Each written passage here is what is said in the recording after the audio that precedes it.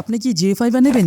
Jio fibre নেওয়ার আগে এই ভিডিওটি অবশ্যই দেখুন, কারণ আজকের এই ভিডিওতে আমি আপনাদের দেখাবো জিও ফাইবার নেওয়ার পরে আপনার স্পিড কত দেবে।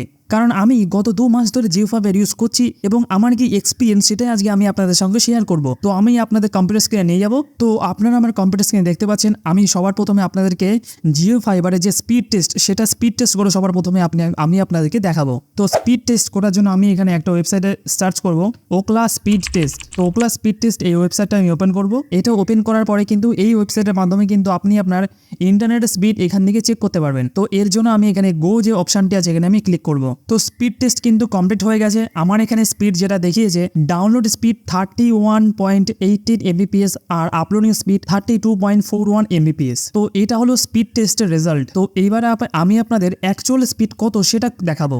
তো আমি এবার একটা ভিডিও আপনাদেরকে ডাউনলোড করে দেখাবো। তো আমার এখানে একটা ভিডিও রয়েছে, এটা হলো 1240 MB একটা ভিডিও। তো এই ভিডিওটা আমি আপনাদেরকে ডাউনলোড করে দেখাবো যে আসলে স্পিড কত দেয়। স্পিড টেস্ট করার পরে তো স্পিড দিয়েছে 31 MB। তো এবার আসল স্পিড কত সেটা আমি আপনাদের দেখাবো। তো ভিডিওটা আমি এখান থেকে ডাউনলোড করছি। তো ভিডিওটা ডাউনলোড হওয়া শুরু হয়ে গেছে। তো এইবার আপনি এখানে দেখুন যে আসল স্পিড কত দিচ্ছে। তো দেখুন 3.6 MB ম্যাক্সিমাম স্পিড এখানটায় দিচ্ছে 3.6 MB। আর এই স্পিড কিন্তু সবসময় থাকে না। আমার এখানে যে 3.6 MB স্পিড দিচ্ছে এটাই কিন্তু আমার টপ স্পিড, মানে ডাউনলোড করা এটাই কিন্তু সব থেকে বেশি স্পিড। কিন্তু আমি 30 Mbps এর প্ল্যান নিয়েছি, কিন্তু আমাকে স্পিড দিচ্ছে মাত্র 3.5 Mbps। তো এই হচ্ছে জিও ফাইবারের অবস্থা।